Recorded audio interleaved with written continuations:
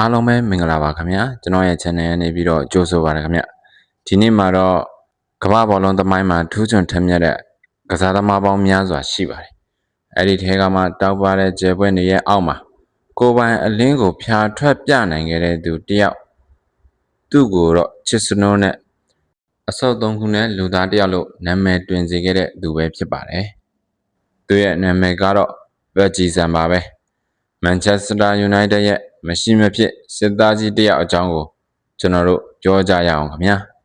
1982ခုနှစ်ဖေဖော်ဝါရီလ25ရက်နေ့မှာတောင်ကိုရီးယားနိုင်ငံဆိုးမြို့မှာဗက်ဂျီဆန်ကိုမွေးဖွားခဲ့ပါတယ်တက္ကသိုလ်ဘောလုံးလောကထဲကိုစတင်ရောက်ရှိလာသူဖြစ်ပြီး2000ပြည့်နှစ်မှာတော့ဂျပန်ကလပ်တိုဂျိုဘာဘယ်အသင်းနဲ့ Professional ဘဝကိုစတင်ခဲ့ပါတယ်2002ခုနှစ်မှာတော့ကမ္ဘာဖလားမှာသူ့အတွက်ကြီးမားတဲ့ခြေလှမ်းတစ်ခုဖြစ်ခဲ့ပါတယ်တောင်ကိုရီးယားအသင်းနဲ့အတူကမ္ဘာဖလားဆီမီဖိုင်နယ်အထိကိုတက်ရောက်နိုင်ခဲ့ပါတယ်အုပ်စုအဆင့်ပွဲစဉ်မှာတော့ပေါ်တူဂီကိုတကိုးသွင်းယူခဲ့ပြီးကမ္ဘာဘောလုံးသမိုင်းမှာသူ့ရဲ့နာမည်ကိုထင်ရှားစေခဲ့ပါတယ်ခင်ဗျာ2003ခုနှစ်မှာတော့နယ်သာလန်လက်ရဲ့ PFV အသင်းကိုရောက်ရှိလာခဲ့ပါတယ်အဲ့ဒီအသင်းမှာပဲသူ့ရဲ့မရက်မနာပြေးလွှားနိုင်စွမ်းကာကွယ်ရေးတာဝန်ယူမှုနဲ့စိတ်သက်ခိုင်မာမှုတွေဟာဥရောပဘောလုံးလောကတစ်ခုလုံးကိုအံ့အားသင့်စေခဲ့ပါတယ်2005ခုနှစ်မှာတော့ PFV နဲ့အတူ Dutch League Champions ဆုကိုရရှိခဲ့ပြီး Champions League မှာလည်းဆီမီဖိုင်နယ်အထိကိုတက်ရောက်နိုင်ခဲ့ပါတယ်2005ခုနှစ်ဇွန်လမှာတော့ဗက်ဂျီဆန်ရဲ့အိမ်မက်ဟာအပြည့်အဝအကောင့်ထဲပေါ်လာခဲ့ပါတယ်ဆာလက်ဖာဂူဆန်ကသူ့ကိုမန်ချက်စတာယူနိုက်တက်ကိုခေါ်ယူခဲ့တာပါပဲမန်ယူပရိသတ်တွေကသူ့ကိုအဆုတ်3လုံးရှိသူလို့ချစ်စနူးနဲ့ခေါ်လာကြပါတယ်အကြောင်းကတော့သူ့မှာမရက်မနာပြေးလွှားနိုင်တဲ့ထူးခြားတဲ့စွမ်းအင်ရှိတာပါပဲဖာဂူဆန်ကဗက်ဂျီဆန်ကို Big Game Player အရေးပါတဲ့ပွဲတွေမှာထူးချွန်တဲ့ကစားသမားလို့လည်းချီးကျူးခေါ်ဝေါ်ခဲ့ပါသေးတယ်ချန်ပီယံလိလိုပွဲကြီးတွေမှာယူနိုက်တက်အတွက်အရေးပါတဲ့ဂိုးတွေကိုသွင်းယူပေးခဲ့သူပါ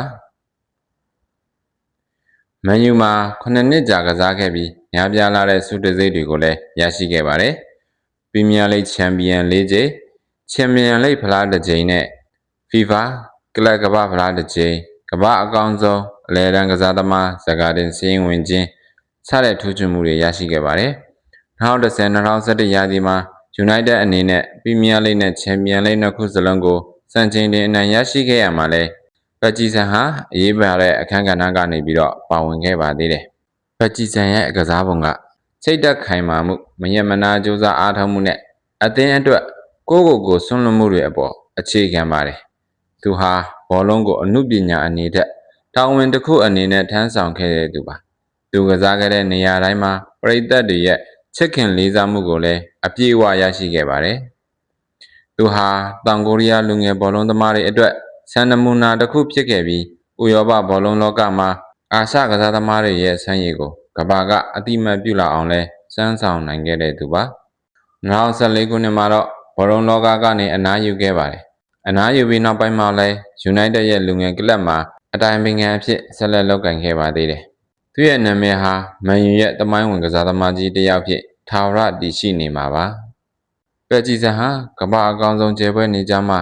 အလင်းအတွက်အတင်းအကျပ်မပြိုင်ပဲကိုပိုင်အလင်းကိုဖြာထွက်ပြသခဲ့တဲ့သူပါသူဟာယူနိုက်တက်ရဲ့ Never Give Up စိတ်ဓာတ်ကိုအပြည့်အဝကိုစားပြုတဲ့စစ်သားကြီးတစ်ယောက်လည်းဖြစ်ခဲ့ပါတယ်ဘောလုံးသမိုင်းမှာထူးခြားတဲ့လမ်းကြောင်းတစ်ခုကိုချမ်းရည်ထားခဲ့ပါသေးတယ်ဂိုးတွေယာတုတွေအတွက်ပွဲတိုင်းမှာအသင်းအတွက်စူးစမ်းအားထုတ်မှုကပိုအရေးကြီးတယ်ဆိုတဲ့သူ့ရဲ့အတွေးအမြင်ဟာဘောလုံးသမားတိုင်းအတွက်စံပြုထိုက်တဲ့ပုံကိုဖြစ်ခဲ့ပါတယ်